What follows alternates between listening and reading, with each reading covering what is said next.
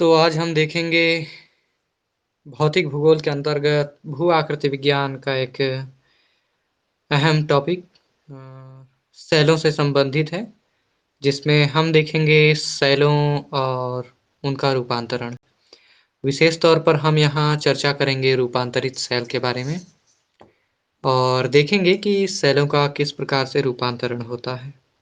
इससे पहले हमने देखा था पृथ्वी की आंतरिक संरचना के बारे में और स्वेस महोदय के अनुसार हमने पृथ्वी की आंतरिक संरचना और पृथ्वी की प्रमुख भूगर्भिक परतों के बारे में देखा।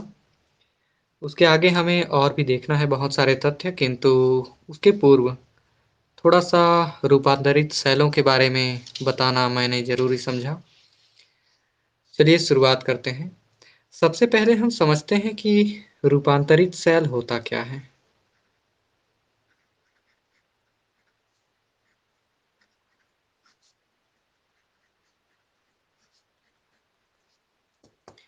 कहा जाता है प्रकृति में मौजूद सेलें या चट्टानें प्राकृतिक तौर पर होती हैं तो वह अपने मूल रूप में होती हैं, मूल अवस्था में। किंतु समय के साथ बहुत सारी ऐसी भौतिक क्रियाएँ होती हैं और बहुत सारे ऐसे कारक होते हैं, जो कि समय बीतने के साथ किसी सेल के मूल रूप में परिवर्तन कर देते हैं और आम तौर पर फिर हम उसे रूपांतरित सेल का नाम देते हैं। यहाँ मैं शाब्दिक रूप में आपको बताना चाहूँगा, अंग्रेजी का एक शब्द है मेटामॉर्फिक।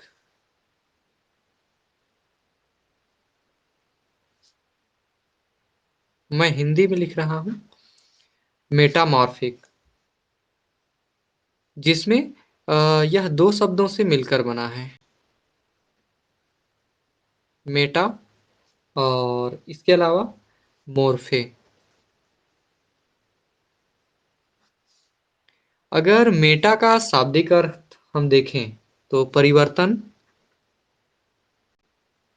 परिवर्तन से लगाया जाता है और मोर्फे का शाब्दिक अर्थ है रूप। तो सीधे-सीधे अगर हम कहें कि रूपांतरित सेल क्या है, तो सेलों के मूल रूप में परिवर्तन।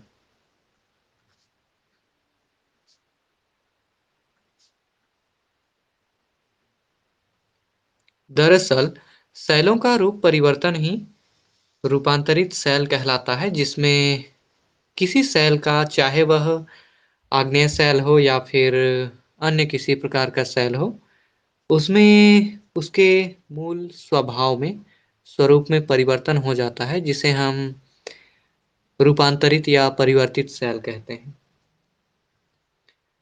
अब ये रूपांतरित सेल या फिर सेलें परिवर्तित कैसे होती हैं, या हम कहें इनका रूप परिवर्तन कैसे होता है? तो इसके कुछ मूलभूत कारण होते हैं। इसे हम देख लेते हैं।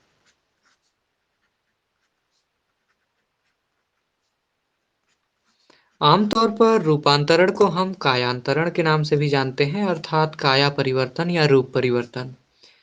रूपांतरण के प्रमुख कारकों में अगर हम गौर करते हैं तो 2 कारण निकल कर आते हैं। नंबर 1 तापीय रूपांतरण और इसके अलावा है नंबर 2 पर क्षेत्रीय अथवा गतिक रूपांतरण।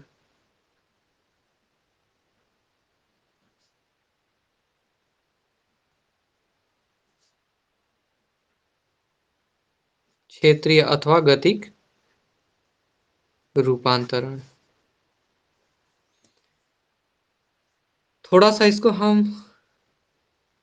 विस्तार से जानते हैं, चलिए, कि वास्तव में तापीय रूपांतरण और गतिक रूपांतरण होता क्या है?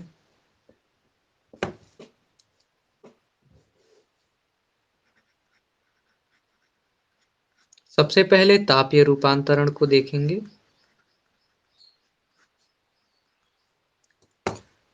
कहा जाता है कि भूगर्भ में या भूपर्पटी में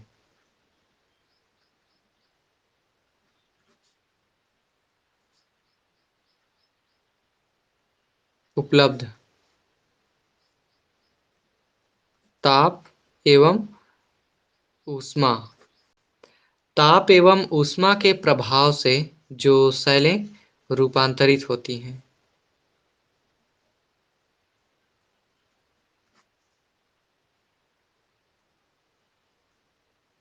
अर्थात अ, गर्मी, तापमान और इस तरीके से तापमान और ऊष्मा और गर्मी की वजह से सेलों के मूल रूप में परिवर्तन हो जाने की प्रक्रिया दरअसल तापीय रूपांतरण कहलाती है। इसके अलावा अगर हम क्षेत्रीय या गतिज रूपांतरण की बात करें, थोड़ा-सा इसे समझ लेते हैं।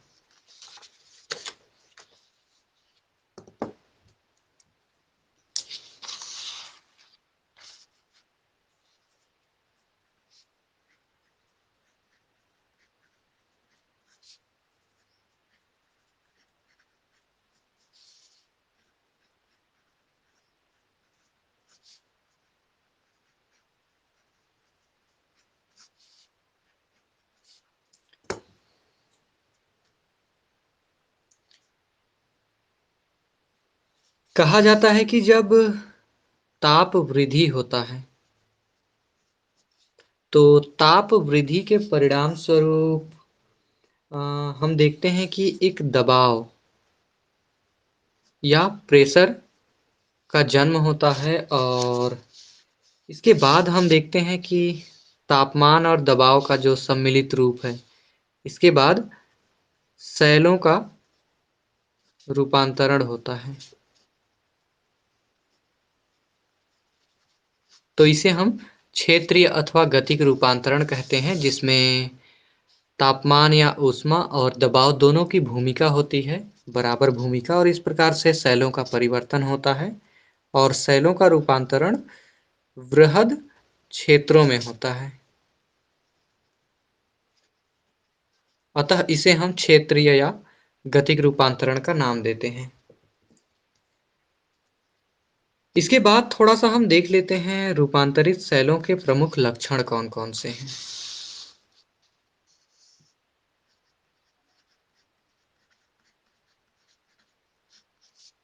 तो रूपांतरित सेलों के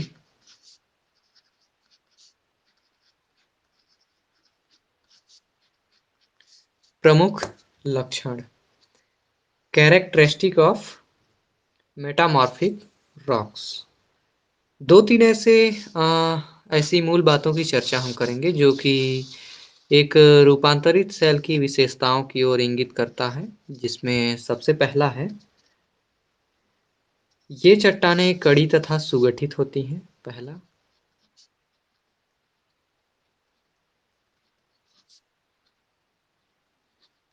कड़ी तथा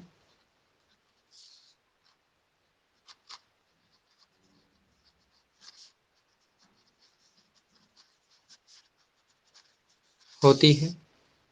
यह पहली विशेषता या लक्षण कह सकते हैं। इसके कहने का सीधा-सा अर्थ है कि रूपांतरित सेलें अवसादी सेलों की भांति नहीं होती हैं, किंतु ये काफ़ी कठोर, बिल्कुल आग्नेय सेलों की तरह, और इसकी बनावट काफ़ी शानदार होती है, बेहतर होती है, एक सुगठित तरीके से।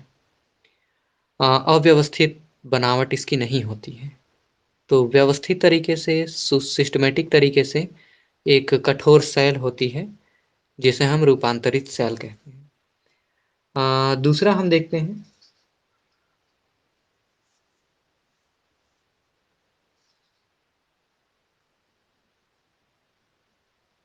अवसादी सेलों से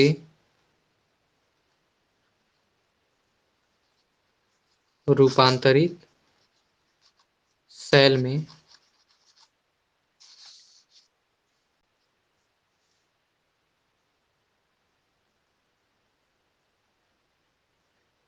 अवसादी के लक्षण।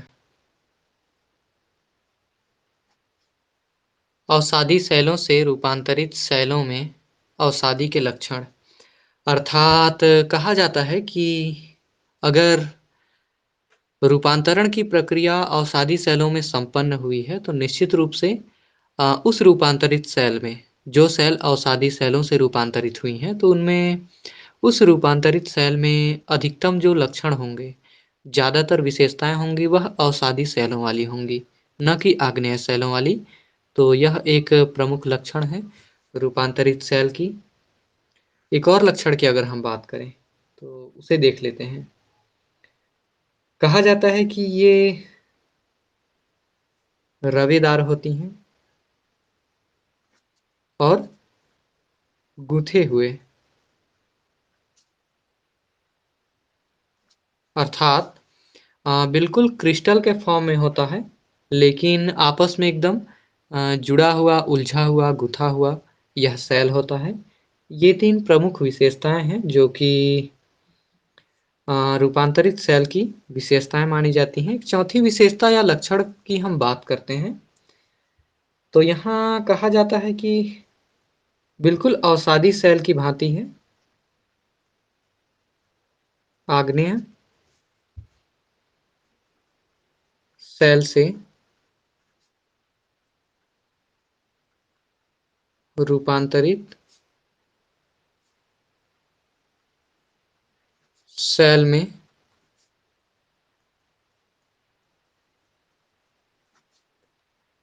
आग्नेय के लक्षण, अर्थात आग्नेय सेल से रूपांतरित सेल में आग्नेय के ही लक्षण पाए जाते हैं। अर्थात यदि मान लीजिए कोई सेल है, वह आग्नेय सेल है, प्राइमरी रॉक्स है, तो वह रूपांतरित होने के बाद भी उसमें जो ज़्यादातर विशेषताएं होंगी, वह आग्नेय सेलों की ही होंगी, न कि अवसादी सेलों की। तो ये 4 प्रमुख लक्षण हैं जो कि रूपांतरित सेल की मानी जाती हैं।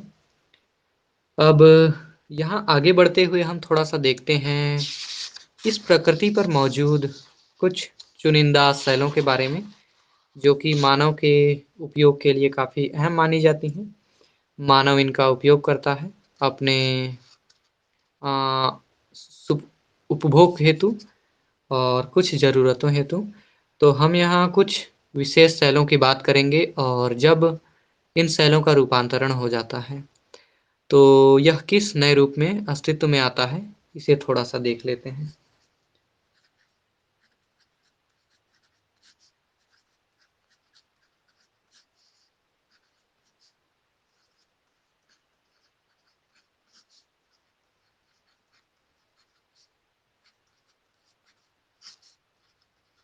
मैंने यहाँ लिख रखा है प्रमुख सेल एवं उनका रूपांतरित रूप। अर्थात कुछ सेलें हैं जिनका रूपांतरण हो जाता है और फिर नाम परिवर्तन और उनके गुण एवं स्वभाव में काफ़ी परिवर्तन आ जाता है। इसे देख लेते हैं। तो यहाँ सबसे पहले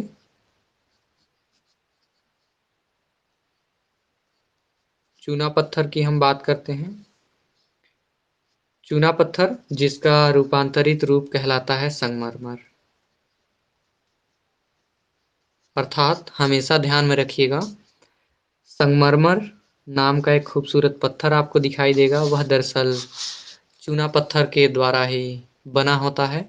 चूना पत्थर का परिवर्तित या रूप परिवर्तन के बाद जो दिखाई देगा, वही संगमरमर कहलाता है।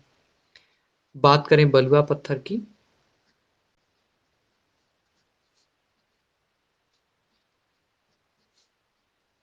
बलुआ पत्थर का यदि हम रूपांतरण देखें तो मुख्यतः कहा जाता है कि क्वार्टजाइट,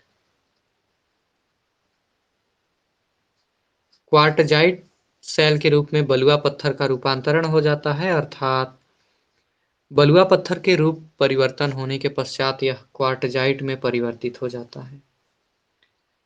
उसके बाद हम देखते हैं सेल, तो कहा जाता है सेल स्लेट में परिवर्तित हो जाता है, रूपांतरण के बाद इसका नया रूप आता है।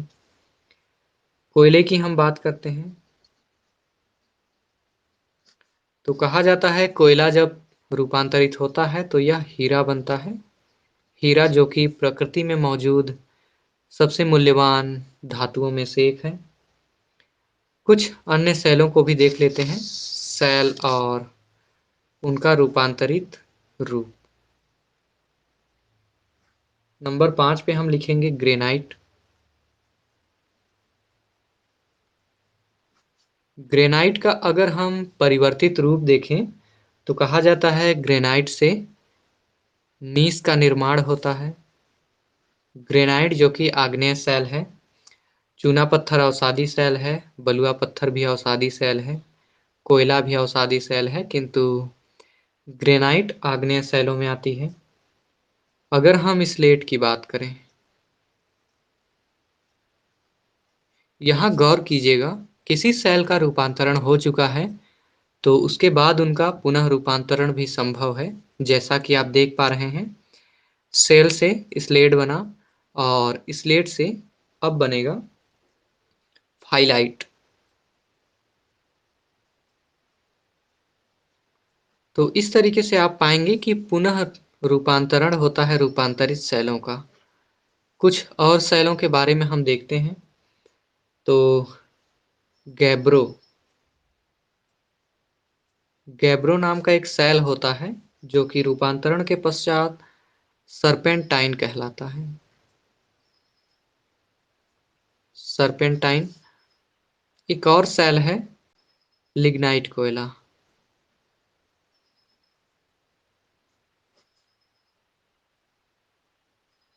लिग्नाइट कोयला की हम बात करें तो रूपांतरण के पश्चात ये एंथ्रेसाइट में परिवर्तित हो जाता है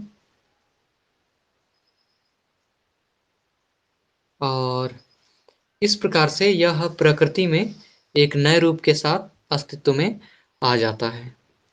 इस तरीके से दोस्तों आपने देखा इस प्रकृति पर मौजूद कायांतरित या रूपांतरित शैलें हैं वो किस प्रकार से बनती हैं, कौन कौन से कारक होते हैं जो रूपांतरित शैलों के बनने में अपनी भूमिका निभाते हैं, और इनके प्रमुख लक्षणों के साथ आज हमने देखा प्रमुख शैलों का प्रकृति में किस तरीके से रूपांतरण होता है और रूपांतरण के पश्चात वो अपने नए रूप में कैसे अस्तित्व में आती हैं, उसे हमने देखा। उम्मीद है आपको कक्षा ये बहुत पसंद आई होगी। मुझे कमेंट बॉक्स में ज़रूर लिखें। मिलते हैं अगले क्लास में एक नए टॉपिक के साथ। बहुत बहुत धन्यवाद।